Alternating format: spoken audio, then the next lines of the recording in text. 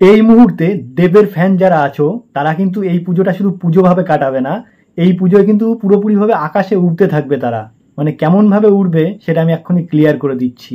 দেবের ফ্যান যারা আছো তোমাদেরই এখন সময়। দেবের ফ্যান যারা আছে তারা সত্যি খুব মানে আর কি গর্বিত একটা ব্যাপার নিয়ে।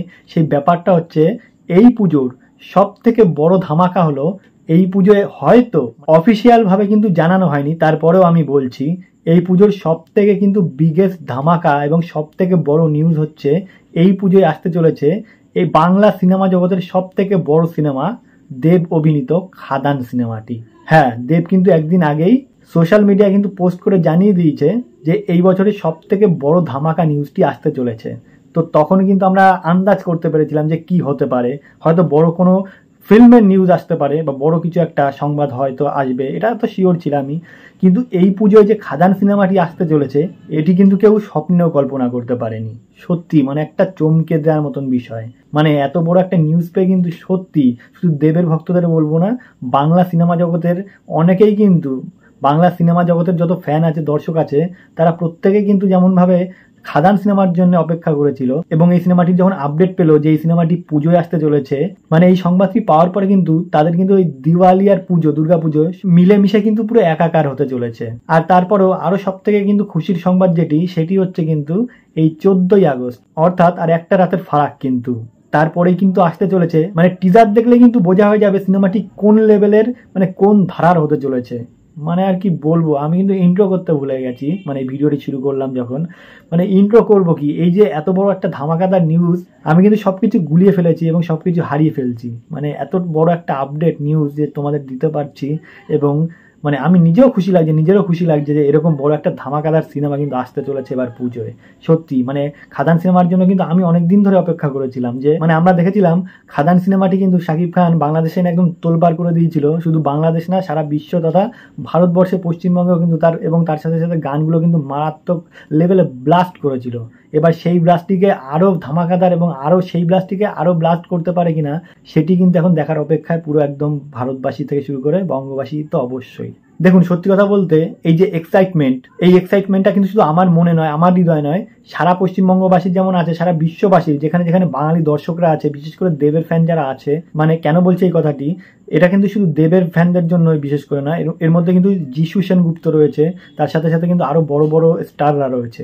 অর্থাৎ সবকিছু মিলে যত ফ্যান ফলোয়াররা আছে, ফ্যান ফলোয়িং আছে, এদের প্রত্যেকেই কিন্তু সমানভাবে কিন্তু জড়িয়ে এই সিনেমাটির, সবাই কিন্তু প্রত্যেকেই কিন্তু এক্সাইটেড এই সিনেমাটির জন্য।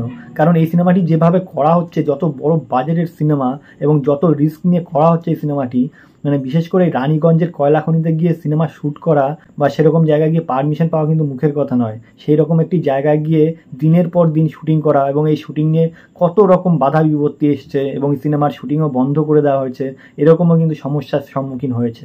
তারপরও এমন সমস্ত কিছু বাধা কাটিয়ে তারপর এই সিনেমাটিকে যে সাকসেসভাবে কমপ্লিট করে এবং এই পুজোয় রিলিজ দেওয়া মানে একটি সম্ভাবনা চলছে।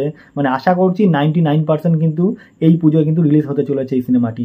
যেহেতু 14ই আগস্ট অর্থাৎ একদিন বাদে যেহেতু টিজার রিলিজ করছে, তার মানে কিন্তু পুরো স্পষ্ট হয়ে যাচ্ছে যে এই সিনেমাটি পুজোয় রিলিজ পেতে চলেছে, অর্থাৎ 2024 সালের এই পুজোয় রিলিজ পেতে চলেছে।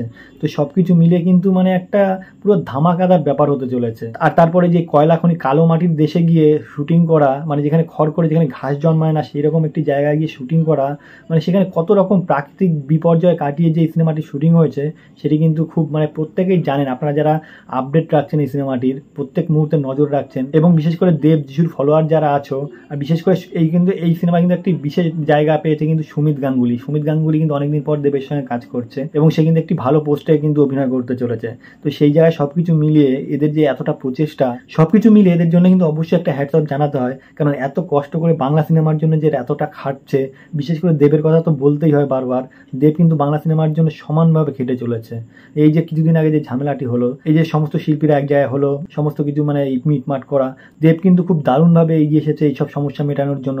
দেব থেকে প্রসেনজিৎ থেকে আমরা প্রত্যেকেই দেখেছি প্রত্যেকটা নায়ক যেভাবে এগিয়ে এসেছে, সত্যি এরা বাংলা সিনেমার জন্য যে এতটা প্রচেষ্টা করে, এতটা খাটাখাটনি করে, সত্যি এদের দেখলে অবশ্যই ভালো লাগে। আর দেব যে এত রিস্ক নিয়ে এত কঠিন কাজ করে চলেছে এবং মানুষকে উপহার দিয়ে চলেছে একটার পর একটা সুপার ডুপার হিট সিনেমা, এটি কিন্তু খুব কম নায়ককে আমরা দেখেছি যে এরকম একটি সাকসেস পেতে। তো সবকিছু মিলিয়ে আশা করব যে এই সিনেমাটি অবশ্যই পুজোয় আসুক এবং পুজোটি আরো জমজমাট করে দিক এবং প্রত্যেক মানুষ যেন পুজোয় এই সিনেমাটি দেখতে যায় এবং সিনেমাটি যেন সুপার ডুপার হিট করে তোলে, এটি অবশ্যই আশা রাখবো।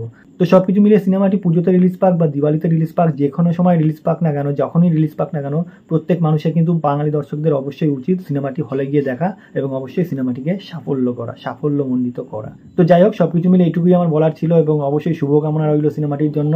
আর বেশি কিছু বলবো না, ভিডিওটি এখানে শেষ করব। ভিডিওটি যদি ভালো লাগে অবশ্যই লাইক, কমেন্ট এবং শেয়ার করবেন এবং অবশ্যই সাবস্ক্রাইব করবেন। নমস্কার।